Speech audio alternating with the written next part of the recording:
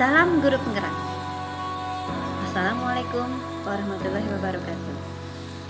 Saya Sri Lestari, calon guru penggerak Angkatan 7 dari SMA Swasta Imelda Medan, Sumatera Utara. Di video kali ini, saya akan menyampaikan kesimpulan dan refleksi terhadap materi modul 1.1.A.8 tentang filosofi pemikiran Ki Hajar Dewantara. Seperti yang kita ketahui, Ki Hajar Dewantara adalah Bapak Pendidikan Indonesia. Beliau lahir pada tanggal 2 Mei 1889. Oleh sebab itu, setiap tanggal 2 Mei disebut juga sebagai Hari Pendidikan Nasional. Beberapa gagasan pemikiran Ki Hajar Dewantara,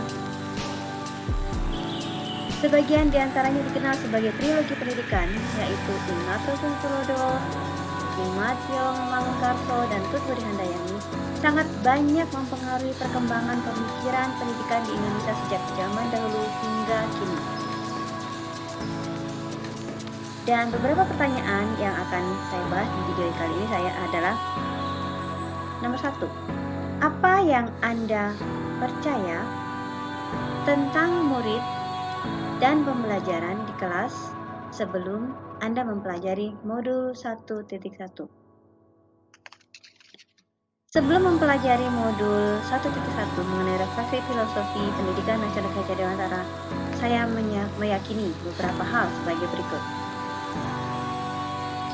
Pengajaran adalah sama dengan pendidikan, dan guru adalah subjek utama dalam kegiatan pembelajaran.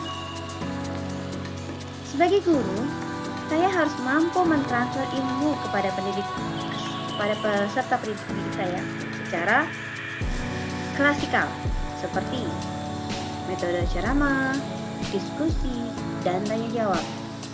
Saat itu saya menganggap siswa tidak akan paham jika materi pelajarannya tidak dijelaskan langsung oleh guru.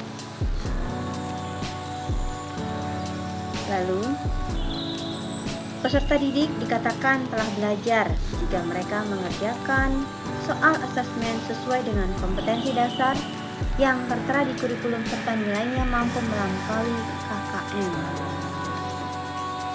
Kemudian kegiatan belajar selalu dilaksanakan di dalam kelas. Selain itu, memberikan tugas yang seragam tanpa mempertimbangkan keragaman potensi peserta didik. Pemberian sanksi atau hukuman kepada peserta didik dapat mengubah perilaku mereka ke arah yang lebih baik.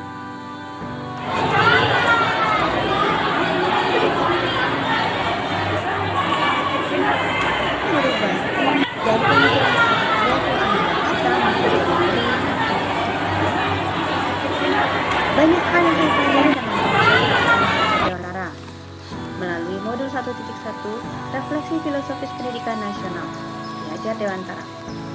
Konsep-konsep pendidikan Ki Hajar Dewantara memberi pengaruh yang cukup signifikan terhadap pemikiran saya tentang pendidikan. Pengajaran ternyata tidak sama dengan pendidikan. Pengajaran itu merupakan salah satu bagian dari pendidikan. Maksudnya adalah, pengajaran itu tidak lain adalah pendidikan dengan cara memberi ilmu atau berfaedah untuk hidup anak-anak, baik lahir maupun batin. Pendidikan diartikan sebagai tuntunan dalam hidup tumbuhnya anak-anak. Maksudnya, pendidikan menuntun segala kodrat yang ada pada anak-anak, agar mereka dapat mencapai keselamatan dan kebahagiaan yang setinggi-tingginya, baik sebagai manusia maupun sebagai anggota masyarakat. Hidup tumbuhnya anak terletak di luar kecakapan atau kehendak kita sebagai kaum pendidik. Anak-anak adalah makhluk, manusia, dan benda hidup, sehingga mereka hidup dan tumbuh menurut kodratnya sendiri.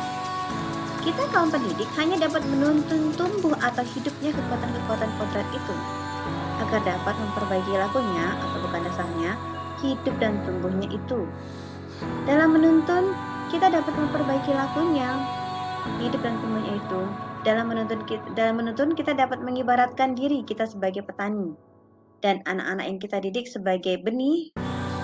Kita sebagai pendidik hanya dapat menuntun tumbuhnya padi tersebut. Kita dapat memperbaiki kondisi tanah, memelihara tanaman padi, memberi memberi pupuk dan air, bahkan membasmi ulat-ulat atau jamur-jamur yang mengganggu hidup tanaman padi dan lain sebagainya.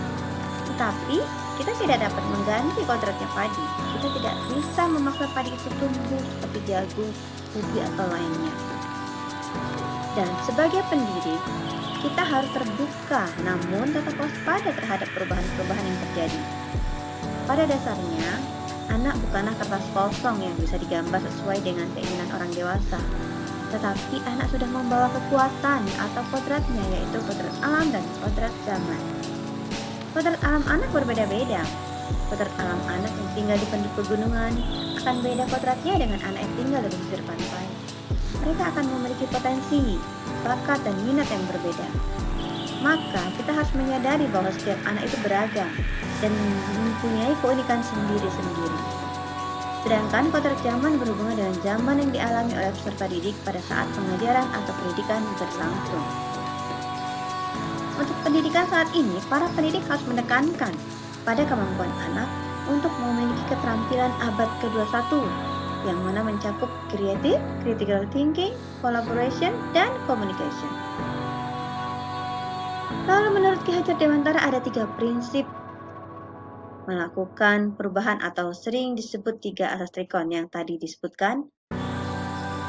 Lalu kontinuitas, yang salah satunya adalah kontinuitas, maksudnya adalah ketika belajar kita harus berkelanjutan, kita tidak boleh melupakan budaya dan sejarah dalam melakukan perubahan.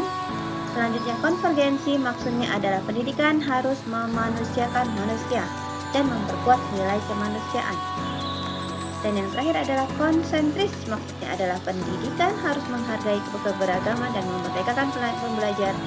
Jadi jelas sekali terlihat bahwa pendidikan itu memerdekakan.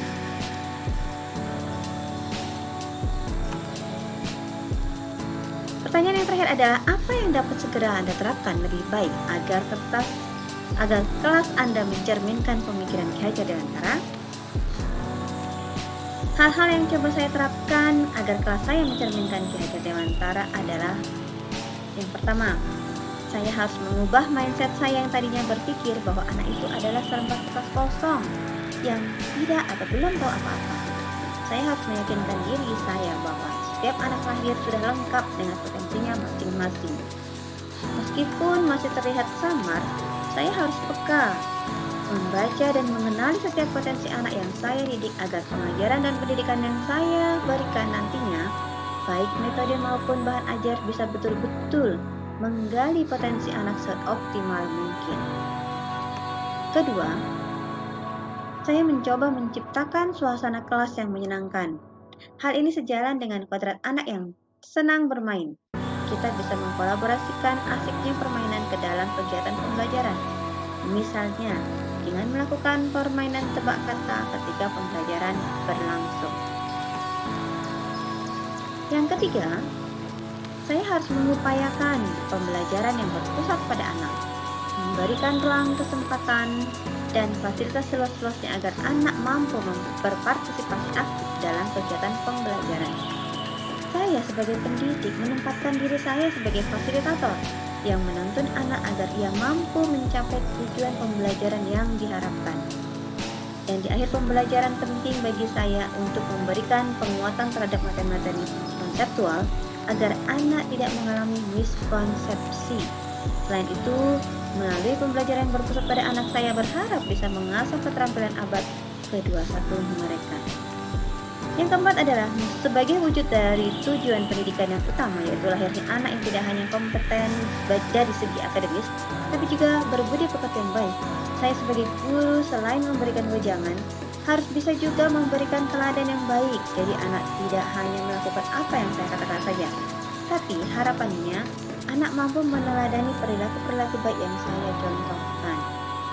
Selain sebagai upaya memotivasi anak agar berbudi pekerti baik, ini juga bisa jadi tantangan untuk saya bagaimana caranya agar saya bisa konsisten memberikan keteladanan yang baik. Karena dikatakan sebagai guru adalah sebagai sosok yang digugu dan ditiru. Baik, demikian video saya kali ini mengenai kesimpulan dan refleksi materi filosofi pemikiran Ki Hajar Dewantara. Terima kasih. Wassalamualaikum warahmatullahi wabarakatuh. Salam guru penggerak.